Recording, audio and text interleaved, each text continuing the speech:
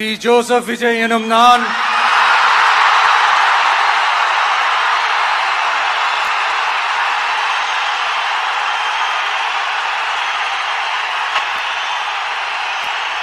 சட்டப்படி அமைக்கப்பெற்ற இந்திய அரசியல் அமைப்பின்பால் உண்மையான நம்பிக்கையும் மாறா பற்றும் கொண்டிருப்பேன் என்றும் இந்திய நாட்டின் ஒப்பில்லாத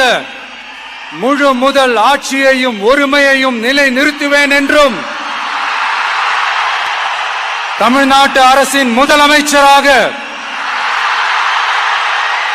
உண்மையாகவும் உளச்சான்றின்படியும் என் கடமைகளை நிறைவேற்றுவேன் என்றும் அரசியல் அமைப்பிற்கும் சட்டத்திற்கும் இணங்க அச்சமும் ஒருதலை சார்பும் இன்றி விருப்பு வெறுப்பை விலக்கி பலதரப்பட்ட மக்கள் அனைவருக்கும் நேர்மையானதை செய்வேன் என்றும் ஆண்டவன் மீது ஆணையிட்டு